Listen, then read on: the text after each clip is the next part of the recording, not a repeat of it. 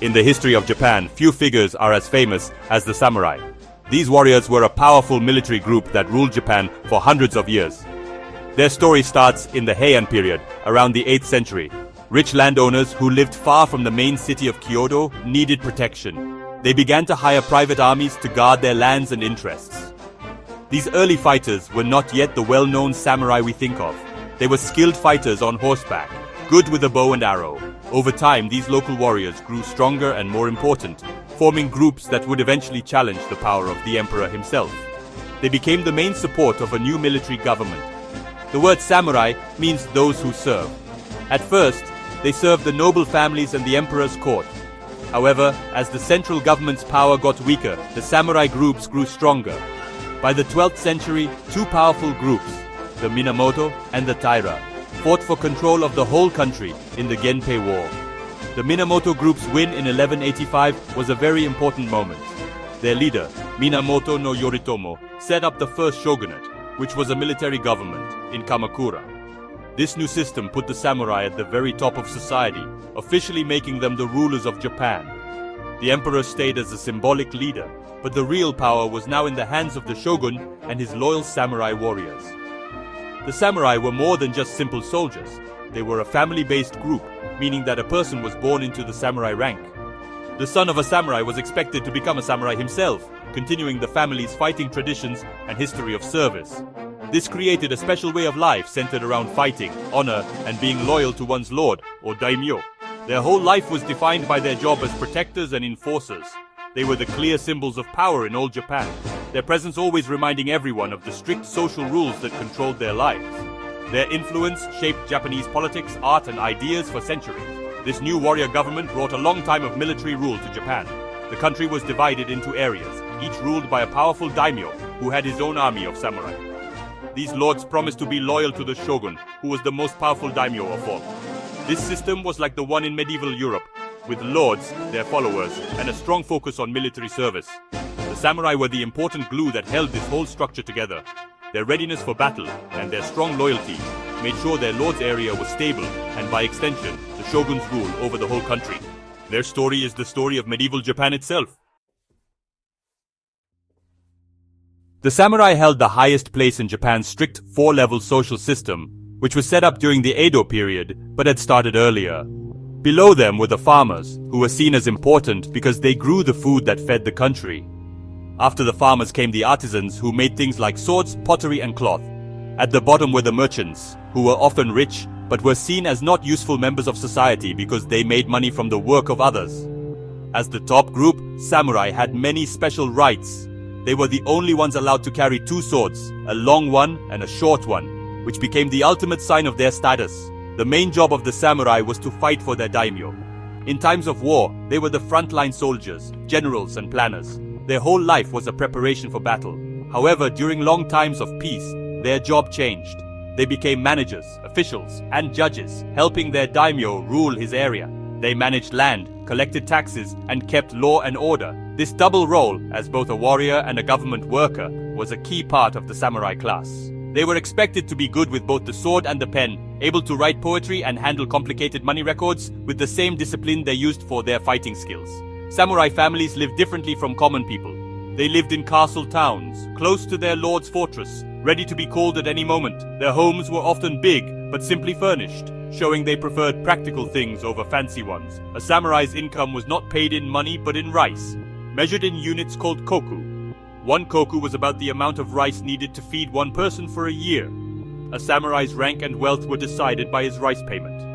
This system connected the samurai directly to the land and the farming economy, strengthening their link to the farmers they were supposed to protect and govern.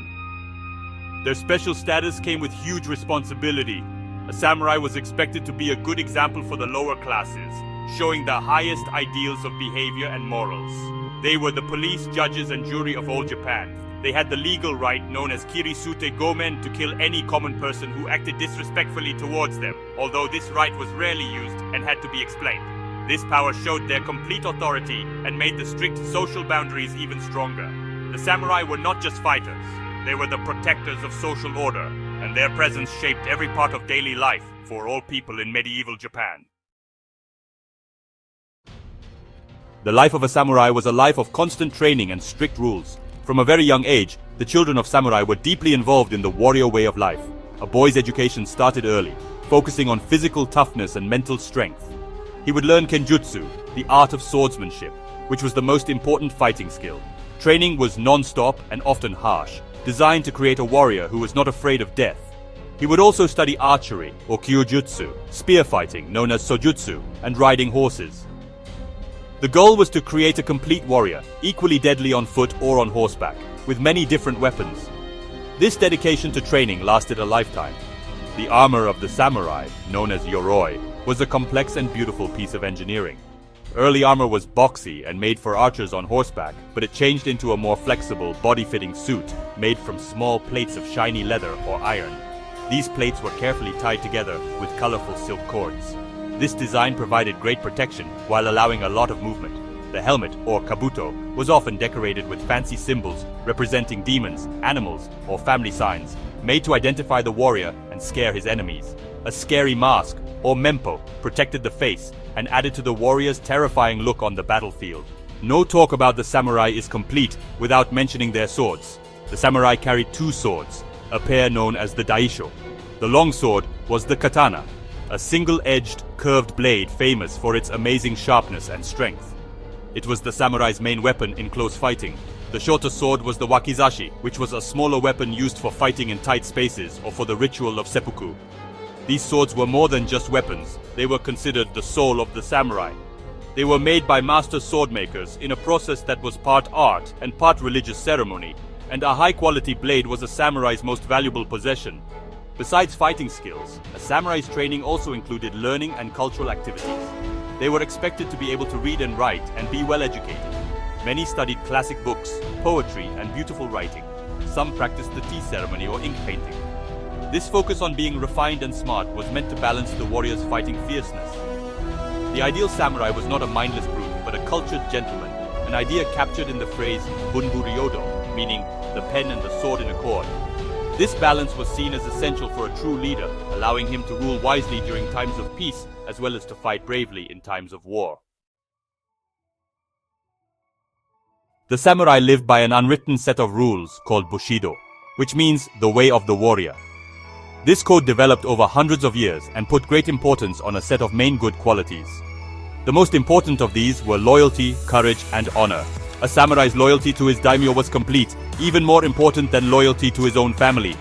He was expected to fight and die for his lord without thinking twice.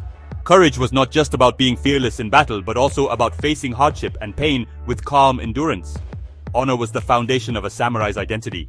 Losing one's honor was considered worse than death itself. Bushido guided every part of a samurai's life. It told him how he should act in public, how he should treat his enemies, and how he should face his own death.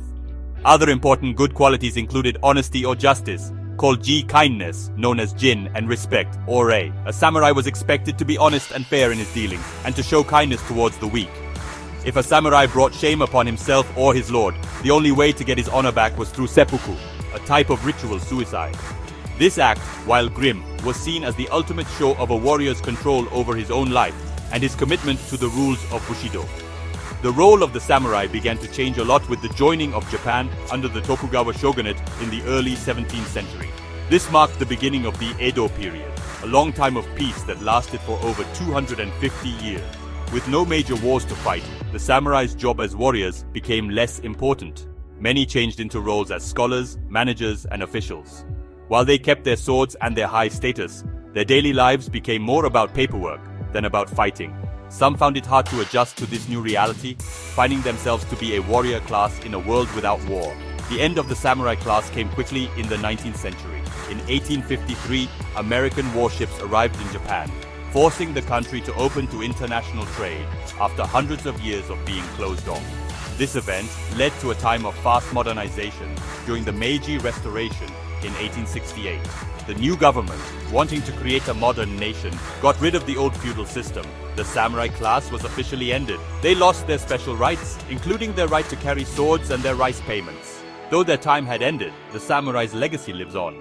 Their ideals of discipline, honor, and loyalty, as shown in Bushido, have left a lasting mark on Japanese culture and continue to interest people around the world.